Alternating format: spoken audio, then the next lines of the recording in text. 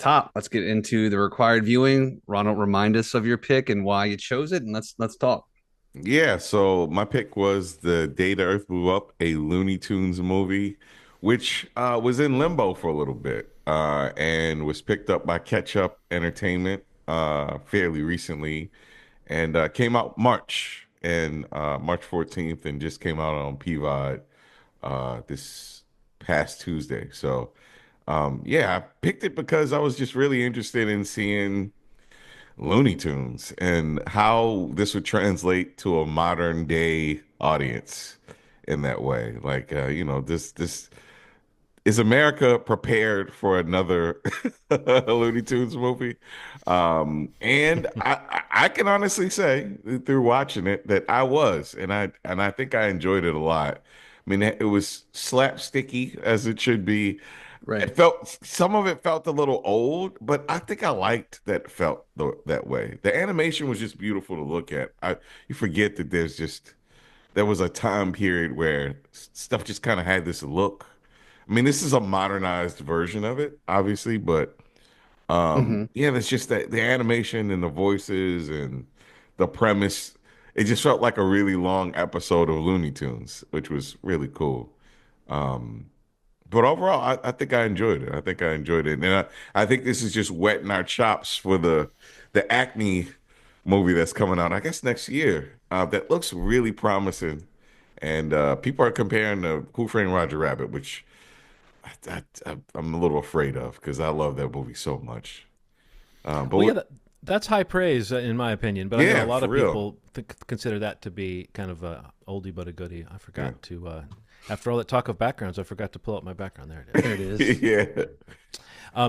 But yeah, I'm gonna just get into this one by saying that one of the least cool things about me, maybe, and I know that I'm the one to assess this, right? This is not the only thing that only other people can assess about you. But one of the least cool things about me is that I am kind of a Warner Brothers animation nerd or a Looney Tunes nerd. I mean, Mm. I never had like a denim jacket with like a giant patch of the Tasmanian devil on the back of it or anything. But I grew Denied. And you but don't I get to grew call up yourself with that. I grew up with those cartoons, Yeah, and yeah. in their various forms, they were televised. But they were theatrical shorts from the 40s and 50s, Hmm. and 30s, I guess. That I grew up watching on television in different blocks. They had like the Looney Tunes block that would come on, like an hour of cartoons that would come on Saturday morning, and there would I guess there was like a half hour of them were Coyote and Roadrunner cartoons, and the other half hour was something else. I don't remember how it was broken down, but it was like a block of those, and that was on in various formats through my childhood, and then syndication, and then different channels would just have a block of classic cartoons. And I guess you guys are kind of nodding a little bit. That must Yeah. have been still the thing when you were young. Yeah.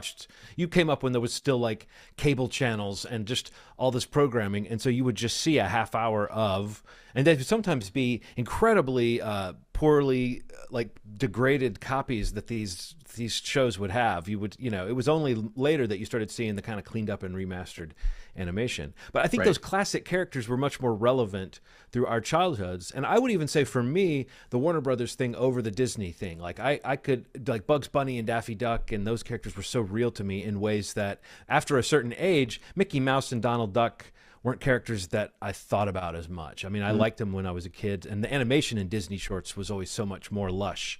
But there was something Right. kind of subversive and punk about the Warner Brothers cartoons, and they were goofier and more slapstick and not quite vulgar, but on the edge of being kind of like, this is disposable. Like they were trying to poke fun at the idea of whatever Disney was doing that was more lush and grand. And I think I've always liked that spirit. And I'll say this too: I wrote a term paper in high school about Daffy Duck, about the shift in Daffy Duck's character from in the early days where he really was Daffy and he lived up to the name and he went woohoo, and kind of the Yeah. version we get in this movie, and then the later version where he's which hilarious cartoons, all the Duck Rabbit Duck stuff with hunting season and with Elmer Fudd in the woods and stuff, Yeah. where it's wordplay. And in those, Daffy Duck is this angry villain who gets what's coming to him over and over again. So I think, and so the premise of my paper, which was called "Duck: One Fowl's Journey from Daffy to Despicable." Holy shit. Duck with an exclamation point. Anyway, so I have a lot of thought put into these characters. I definitely sort of aged out in recent years, decades, really, of knowing what was up with how they're marketing them. But I have seen attempts of, they've had different shows and different attempts to kind of modernize them, as you were saying. And I think this is a really cool attempt to quote unquote modernize them, because this is a complete throwback. The character designs in this are like based on Bob Clampett's character designs, and he was one of the early animators of the Warner Brothers shorts. And so these are like vintage looks, kind of 40s, early 40s, I guess, looks for Daffy and Porky that have been brought forward. And the animation to me almost looks like, what if you took the sort of Animaniacs level animation and then just made it cinematic? It's just more lush and more full than that, but it's like the style and the line quality and the kind of what you were saying, Ronald. Some of it feels a little dated, a little old, but it doesn't just feel like one kind of old. It feels vintage. Like, I feel like this movie is made for people who love the classic shorts and also people who maybe loved the television animation that Warner Brothers did years later, like Tiny Toons and Animaniacs and Pinky and the Brain and all that stuff. It feels like it's trying to tie all that stuff in together stylistically. So I feel like there's a potential place for this movie, even if people aren't animation nerds. But I think if you are, it is a great take on these characters, and it also lines up with things like Dumb and Dumber and things like that, where you've got the two dummies and one of them has a little bit more of a romantic plot than the other one, and one of them is a little bit more of a troublemaker than the other one, and they have to kind of break up and get back together. It all follows that, and probably a little bit of like Bob Hope, Bing Crosby classic kind of road movie interplay between these characters. So there's something about this that feels very, very, very classic, but it's full of winks to modern culture. Even though, as I think about it, it's a pretty timeless take. It's almost like the Pee Wee Herman world, in the sense that it feels like the past, but there's also moments where obviously it's the present because of jokes they're making in the thing. But it does feel like they feel like they live in a kind of classic world in this. Like they live on a farm, for Christ's sakes. I don't know. It just it was a cool attempt to update them, but not like overdo the whole thing of making them like cool. They weren't like riding around on skateboards and calling each other bro and stuff. Yeah, I think the idea also just like approaching it from like to kind of straddle the classic with trying to modernize it. Like to your point, John, it's also interesting that it's so built around a B sci-fi movie. Like Body Snatchers, or even the Day of the Earth Stood Still. But that idea of like that's what our premise is, while trying to take these classic characters that are have a dense history, and you try to find a way to modernize it, or try to bridge that gap a little bit for the people that still enjoy it, that grew up with it, or for the people the younger people watching it with them, or just for fans of animation that are kind of finding this kind of thing now, younger kids, teens, whatever. But I thought the movie was really good. Like, I thought it was really funny. The energy was great. I mean, it had that little sense of heart that a lot of the Looney Tunes stuff has and always has had, even amongst like the zaniness of it all. But yeah, I was just really surprised, like how really funny I just thought it was. But I've always liked the Looney Tunes sense of humor, and I think that's something I've clearly been or had been exposed to from a very young age. And to your point, John, like the Tiny Toons, Animaniacs, like that era of it all, and even in the even throughout the 90s, like Looney Tunes had a whole rebranding to a younger culture, and a younger crowd through sports and through music and through movies, even if it wasn't straight up like Space Jam, things like it had a really big resurgence in that really sweet spot of my coming of age period. And my school graduation year, like our mascot was the Tasmanian Devil. Like it was Taz, so it's like there was really big anchor points for me with a lot of these characters and just these properties overall. So it was really cool to see something new from it, and it makes me even more. I mean, I've been to Ronald mentioned before, like the Acme versus Coyote thing. Like that sounds super cool to me, and like really just in the lane to want to see that already. But this kind of refresher and like a dose of this again in like a feature type environment because I always remember watching like the Looney Tunes features too, beyond even just the shorts or the episodes. They'd have those little bit longer running ones, even if it was only like an hour or something. But yeah, this is like a great refresher, a reminder. And yeah, I just thought it was really funny, Yeah. and it was just really fun to watch. Um, but yeah, it was really, really cool. I really liked it. My kid, and both Sydney and Dylan watched it with me. And yeah, Dylan, I mean, Sydney especially was like really digging it. So that made me pretty happy. Well, you mentioned the fact that it's like a genre piece too. That's a smart thing to do. And a lot sure. of the more recent attempts to bring the, like I remember in the post Roger Rabbit years when they would occasionally try to make a new Warner Brothers short put in front of movies. Yes. They would take that approach of like, okay, we're going to try to spoof a movie or spoof a genre in this. Right. And that's very much in the Warner Brothers spirit, to be spoofy, to be poking fun at something. But the fact that the arc of this pokes fun at like not just a B movie, but like it's got a real story to it. And there's actually kind of a twist in there that like it's like, maybe not the biggest, you're not falling off your seat, but it's a story turn that you didn't necessarily see, and it makes things kind of more funny and more interesting. And then even when there's like a moment later where Porky keeps trying to do damage control of like trying to stop Daffy from screwing things up, and they turn Daffy's screwing things up into a story point that becomes like it's cartoony at the same time as serving the story. And I feel like the story was clever in that way of like having these super cartoony slapsticky things that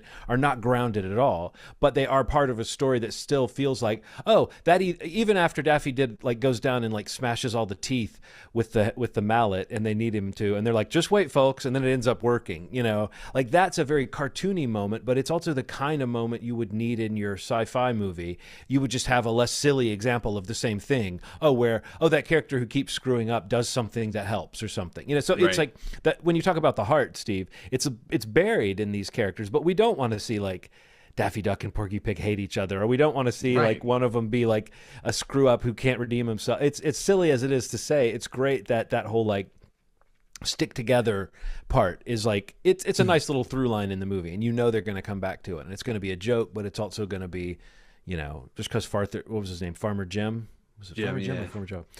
Because he told them to always remember to stay together. Like that's a silly lesson for them to keep coming back to, but it actually was in the end what they did, and I think that's the kind of thing that makes it feel like it's more than just stupid. But it definitely, if you just want stupid jokes, it's got wall to wall idiocy. Like that moment, like this is one of my favorite cartoon things. It's so dumb. When a character's heart starts beating out of their chest, and they push their hands down to push their heart in, and then their head starts getting big. That's that's old, and it works on me every time. It works, yeah. I'll say it's tried and true. Yeah. Oh man. No, they're definitely a good pick, man. It was really fun to watch. I saw somewhere, Steve, you mentioned the movie length edits they did before. Yeah. Those would often have like classic cartoons woven into them. I read that this is the first fully animated theatrical movie with these characters ever. Which that's awesome. I didn't realize that. Okay. Like I guess of new material, not really repurposed old shorts or whatever. So. Packaging it together. Right. Yeah. That's cool. It's kind of crazy. Yeah. It's kind of wild. The other note. Go ahead, Ronald. Since the 30s, and that's the first time that they've ever had like a. I guess what I'm thinking of is like those things that were kind of patched together. Yeah. Like it's just like a longer running. Right, they would have like a Fantasy Island wraparound. That's it. Yeah, whatever. That's it. Then, that's the one I was thinking of when I mentioned it earlier. And the one other thing I just wanted to say though is that over the years they've had different people doing the voices for these characters. I think right now these were great voices. Oh yeah, man. Because Mel Blanc is dead. It's not one guy doing all the voices anymore, and it's just not that way. So that's it. But like, if they're gonna get new people, these people like sometimes you get somebody who does the voice pretty well. It's like this with Kermit and stuff like that too, where they do it pretty well, and then there's a moment where they can't hit all the shades of the original voice. But I feel like these voices were really good in the sense of they hit all those little notes of like when Daffy gets excited or upset or gets low or whatever. They hit all of it, and I feel like it's cool that obviously you'd be able to find people that can do those voices and you just hire them. But if you look, it's cool to see that the stars of this film are voice actors and not not Right, right. someone they brought in like a known actor who can kind of do a reasonable Daffy Duck or something like that. For some reason, I'm thinking Kevin Hart would be. They cast him for everything, man. Who would, what is that energy? Like, I guess that's a question. What do you prefer, Ronald? Do you prefer early wacky Daffy, or do you prefer later sarcastic, gets his bill blown the wrong side of his head kind of Daffy? I think second one, the newer one. Nuanced. Yeah, nuanced. When But he's kind of just evil. like, It's like it's like his life didn't turn out the way that young Goofy Daffy wanted it to Yeah. turn out, and he's hardened by it. He was acutely aware that people were trying to make him the butt of the joke. That was like really when he's like, "No, I'm not gonna fall for this," and then and then something would happen to him again. It's like, yeah, he was like, "You're not gonna play me in front of all these people," and then yeah, I kind of like that version of him. What about you, Steve? What do you prefer, Hoo Hoo Daffy, or the guy who gets, like what Ronald said, the perpetual number two who's a striver and can't quite get there? Maybe the latter. I don't know. I Yeah. think later on, it's probably what I was most exposed to or grew I up think- with, I guess. I think in some ways it's a funnier, more nuanced character type. Yeah. But I also think for Daffy's sake, I like to remember that he was once young and hopped around and got out of situations and was likable. Like I don't know what happened between the two. Have they ever told that story? What happened to Daffy? What happened to them? He just was bitter, man. Like what happened? What bittered him? I didn't. In my paper, I didn't postulate what happened to him, but I did suggest that Bugs Bunny is who we wish we were.